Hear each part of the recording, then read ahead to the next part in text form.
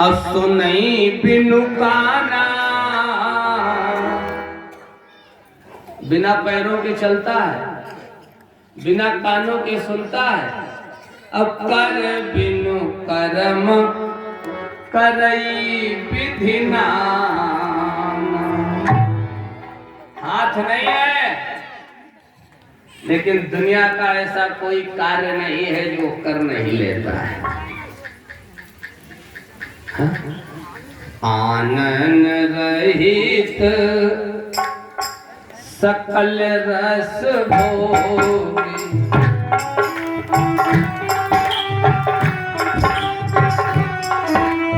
आनन रहित सकल रस भोगी,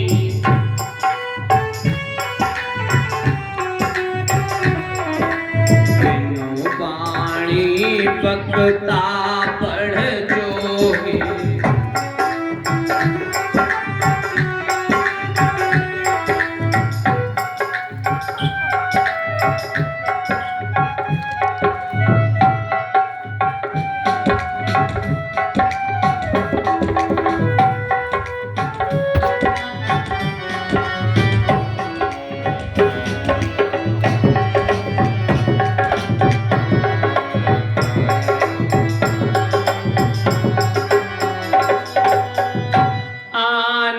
रहित और सकल रस भोगी।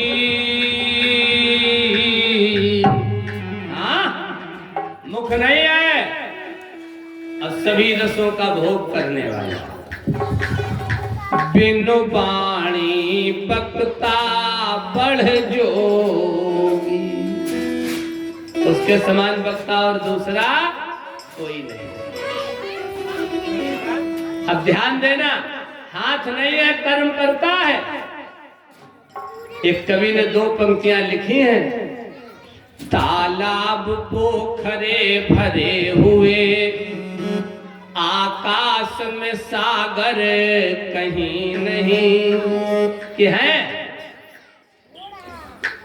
1 घंटे बढ़िया बरसात अगर हो जाए तो लोग ऊपर देखते प्रभु का सब बर्बाद ही कर दोगे। किसी ने आकाश में सागर देखा? तालाब पोखरे भरे हुए, आकाश में सागर कहीं नहीं। चींटी से हाथी तक भोजन, पर भरे भंडारे कहीं नहीं। चाहे जितना छोटा जीव हो, हमारे यहाँ चींटी, और चाहे जितना बड़ा हाथी, हाथी से भी बड़े हैं। व्हेल मछली तो बहुत बड़ी होती है। छोटे से छोटा जीव और बड़े से बड़ा जीव भोजन वो भी करता कि नहीं? क्या पूरे विश्व में एक ही स्थान है कि भोजन वहां से मिलता है? ये परमात्मा की व्यवस्था। परमात्मा अपने बंदों की सदा करता है निगरानी, और नया बिस्तर, नया मंझा, नया दाना, नया पानी। सच्चे मन से कहो तो प्रभु अब तुम्हारे। एक अंतर कथा, आदरणीय परीक्षित जी, उपस्थित सज्जनों, सम्माननीय माताओं, ध्यान देना। मर्यादा पुरुषोत्तम भगवान राम भोजन करने बैठे। मैया सीता ने सुंदर भोजन की थाली दी। भगवान भोजन करने से पहले एक क्षण के लिए आंखें बंद करते। नित्य का यही कार्य। एक दिन माता सीता ने पूछ दिया, प्रभु पूरे संसार के जो भक्त हैं जब भोजन करते हैं तो आपका स्मरण करते हैं, करते? और आप जब भोजन करते हो तब किसका स्मरण करते हो? माता सीता के सामने भगवान कहने लगे, देवी जब मैं भोजन करने बैठता हूँ तो भोजन के पहले देखता हूँ मेरा कोई भक्त भूखा तो नहीं रह गया। अगर कोई भूखा रहता तो पहले मैं उसके भोजन की व्यवस्था करता, तब भोजन करता। आ गया माता सीता को जोश, बड़े विश्व के ठेकेदार बने हो। आखिर उद्भव स्थिति संहार कारिणीम क्लेश हारिणीम सर्वश्रेयस्करीम सीताम न तो हम राम बल्लभाम।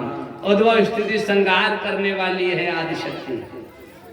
अगले दिन माता सीता ने 5-7 चींटियों को लिया, एक स्वर्ण की पिटारी में बंद किया और उस पिटारी को अपने जूड़े में रख लिया। और माताओं को जूड़े से बड़ा स्नेह होता।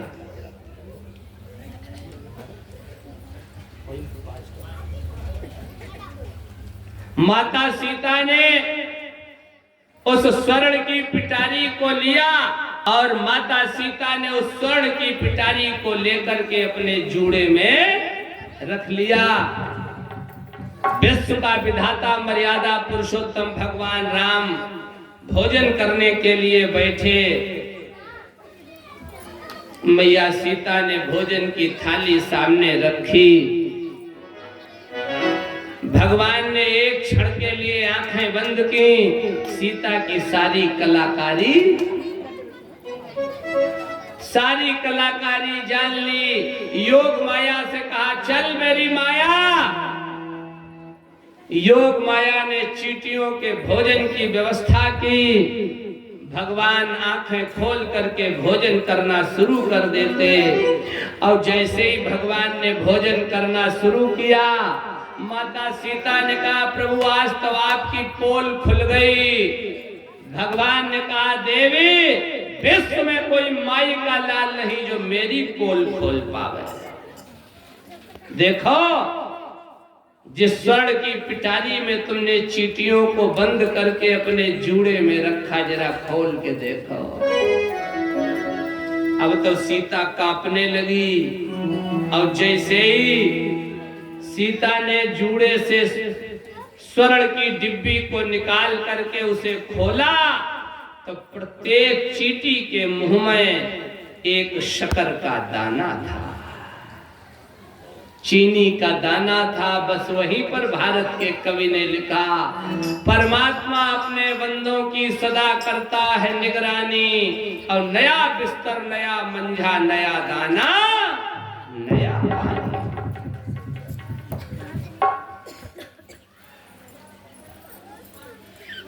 राम ने देखा सीता घबरा रही है।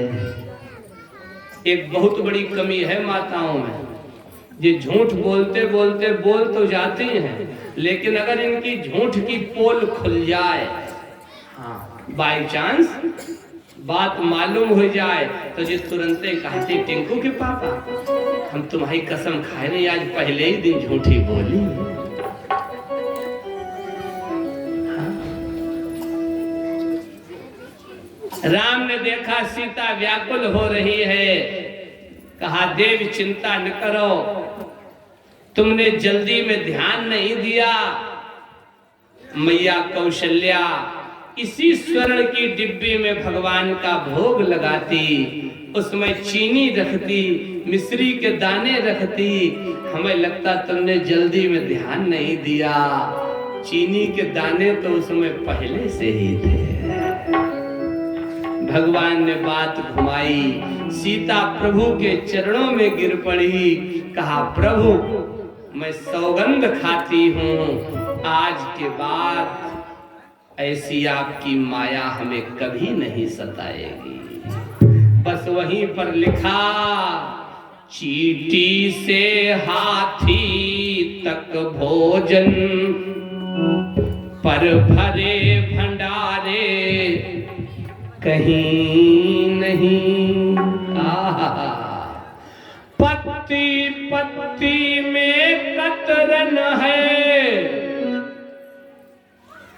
देख लेना, किसी भी पेड़ पौधे की पत्ती एक जैसी नहीं होगी।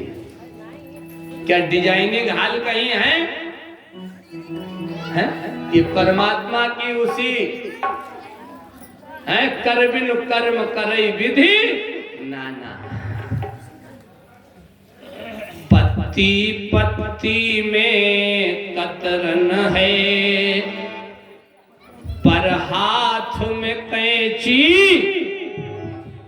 कहीं नहीं। अब दिन रात फैसले करता है, पर लगी अदालत कहीं नहीं। यहाँ की अदालत तो कभी इवनिंग, कभी मॉर्निंग, कभी संडे, कभी सेकेंड सैटरडे, कभी हॉलीडे।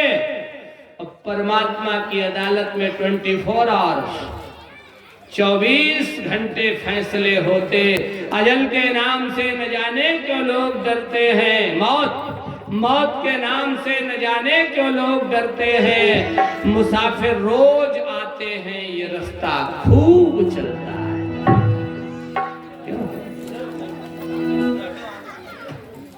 आपके क्षेत्र ही के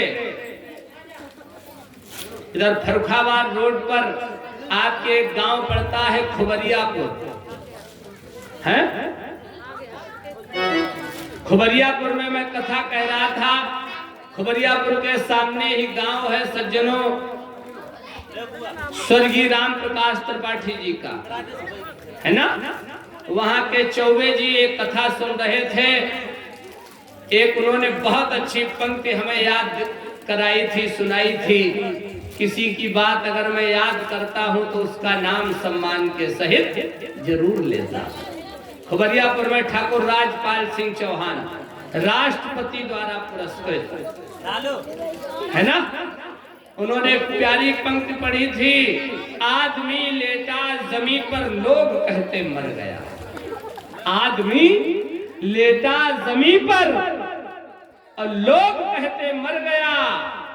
वह बेचारा था सफर में, आज अपने घर गया। क्यों? मानो तुझे क्या याद नहीं, तू ब्रह्म का ही अंश है। कुल गोत्र तेरा ब्रह्म है, उस ब्रह्म का ही वंश है। संसार तेरा घर नहीं, 2-4 दिन रहना यहाँ। ये 2-4 दिन संडे, मंडे, ट्यूसडे, रविवार, सोमवार, मंगलवार नहीं। आध्यात्मिक चिंतन परीक्षा जी, पहला दिन ब्रह्मचर्य, दूसरा दिन गृहस्थ, तीसरा दिन वानप्रस्थ और चौथा दिन सन्यास। 4 दिन के लिए जीवन मिला, 2-4 दिन रहना यहाँ। कर ध्यान अपने राज्य की, स्वराज्य निष्कंटक जहां। ये परमात्मा समर्थ है, उसकी समर्थता का परिमाण है, प्रमाण है? उपस्थित सज्जनों, समर्थ कहूं नहीं दोष को शाम, समर्थ कहूं नहीं दोष गोसाई। रवि पावक सुर सर की नाम,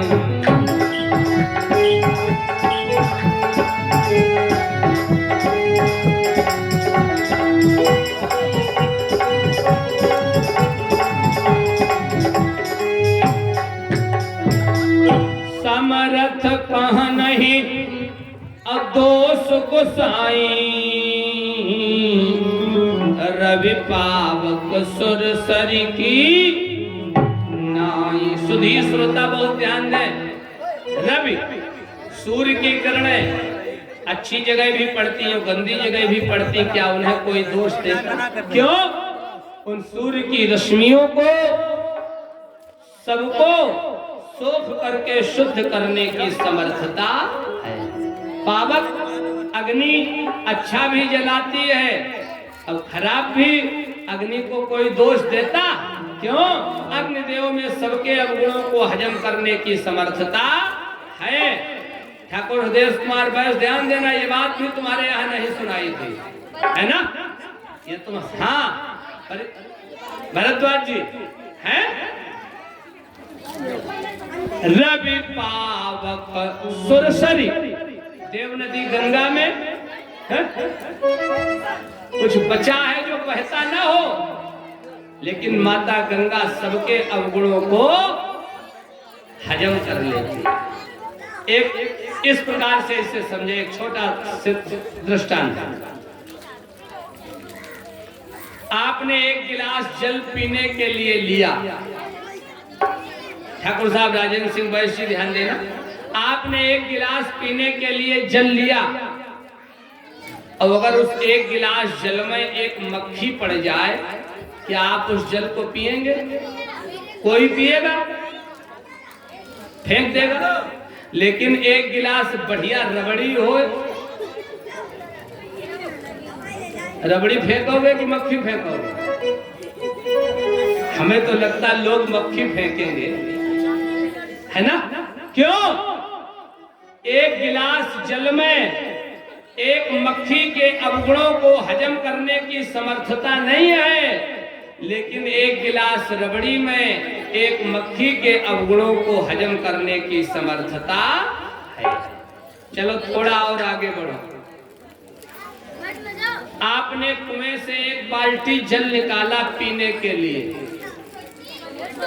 अगर उस बाल्टी के जल में परीक्षित जी एक मेढक आ जाए, क्या आप उस जल को पिएंगे? कोई पिएगा? नहीं पिएंगे।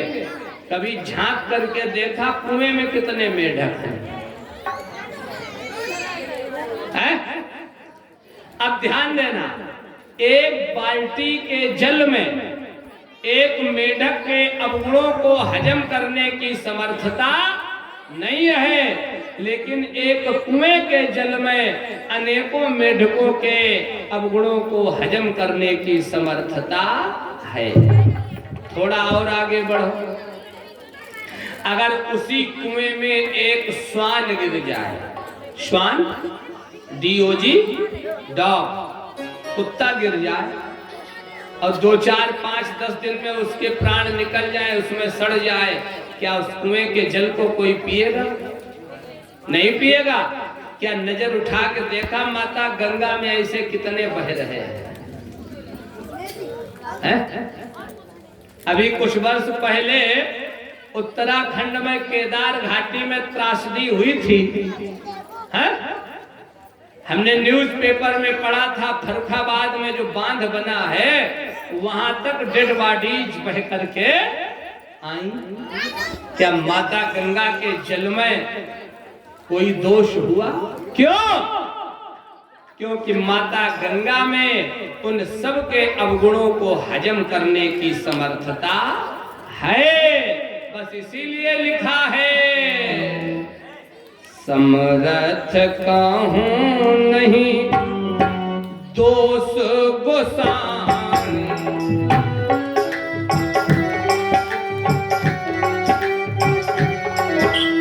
समर्थ कहूं नहीं दोष गोसाई।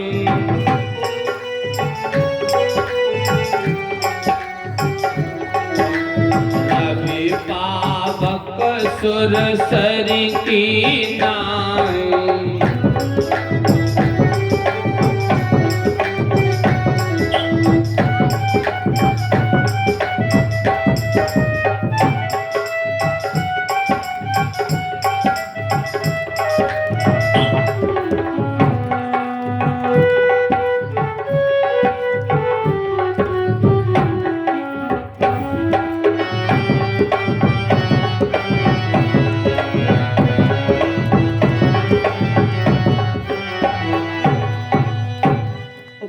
सज्जनों, इसलिए वो परमात्मा समर्थ है ना? हाथ नहीं है लेकिन काम करता है, पैर नहीं लेकिन चलता है। अब एक चिंतन और देता हुआ फिर आगे बढ़ूं। निर्गुण भक्ति शाखा के कवि कहते वो निराकार है, और सगुण भक्ति शाखा के कवि कहते हैं कि वो साकार है। कोई कहता उसे कि वह साकार है, कोई कहता उसे वह निराकार है। कोई कहता वो साकार है, कोई कहता वह निराकार है, कोई कहता उसे कि वह साकार है, कोई कहता उसे वह निराकार है। हमारे ठाकुर साहब जैसे एक्सपीरियंस होल्डर एक अनुभवी बैठे थे, उन्होंने कह दिया सुनो, ना वो साकार है ना निराकार है। बोले वो ना तो साकार है ना निराकार है, ना वो साकार है ना निराकार है, फिर भक्त की भावना का तदाकार है। भक्त उसे जिस क्षण जैसा बनाना चाहता, परमात्मा सदैव वैसा बनता। कभी नरसिंह बनता, कभी बाराह बनता, कभी उपस्थित सज्जनों कक्षप बनता, कभी राम बनता, कभी कृष्ण बनता। हाँ? हमें तो लगता गोस्वामी जी ने इसीलिए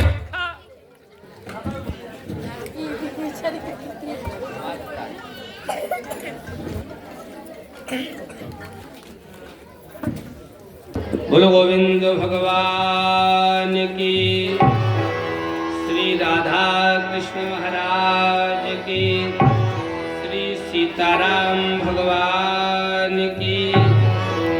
उपस्थित सज्जनों बहुत ध्यान दीजिएगा, बहुत प्यारा वर्णन हमारे ऋषियों ने किया है, अच्छा चिंतन दिया है।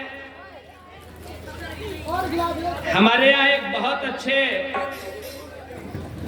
कवि हुए जिनका नाम शायद हर कोई जानता होगा, बिंदु कवि, है ना? तो बिंदु कवि ने अपना प्यारा चिंतन दिया है।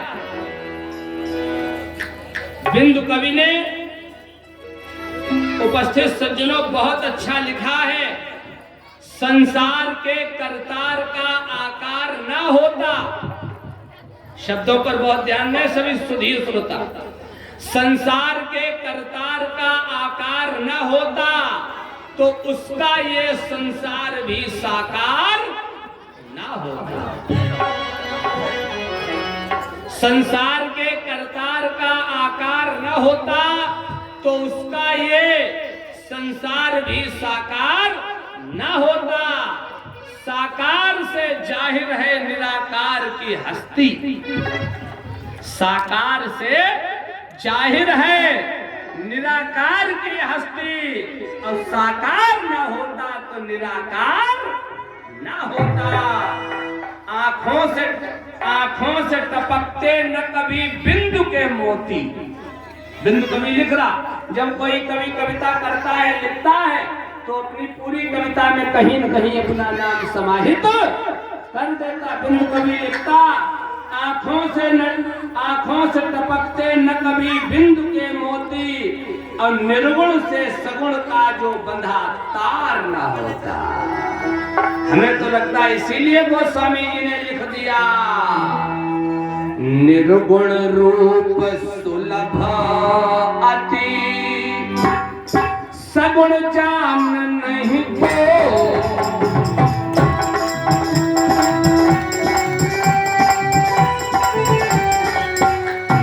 सगुण अगम नाना चरित सुनि मुनि मन भ्रम हो।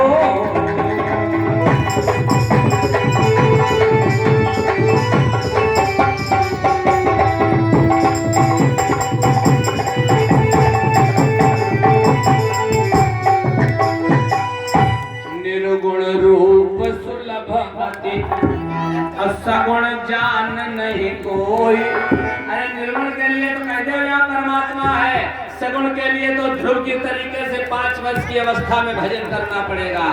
अरे सगुण के लिए तो प्रहलाद के तरीके से अपनों से विरोध लेना पड़ेगा। हाँ, एक छोटा उदाहरण देकर के हम और आगे बढ़े, ध्यान देना। ये पुष्प, ये फूल, परीक्षित जी, ये फूल क्या है? ये पुष्प सगुण ईश्वर है। अब इस पुष्प की जो सुगंध है, स्मेल, जो खुशबू है, आदरणीय हृदय कुमार वैश्य, ये बातें आपके यहाँ नहीं बताई थी, आप इतनी दूर से आए तो हमने कहा चलो कम से कम कुछ तो नया सुनाता चलो, है? ये पुष्प सगुण परमात्मा है और इस पुष्प की जो खुशबू है, जो सुगंध है, जो स्मेल है, ये निराकार परमात्मा है। बात समझ में आई? अब अगर पुष्प नहीं है तो खुशबू कहां से मिलेगी? हम सगुण भक्ति के हैं, इसलिए हम सगुण का अपने पक्ष मजबूत रखते हैं, है ना? उपस्थित सज्जनों, इसलिए मैंने आपको जहां पर छोड़ा था उसी बिंदु पर जोड़ने का प्रयास कर रहा हूं।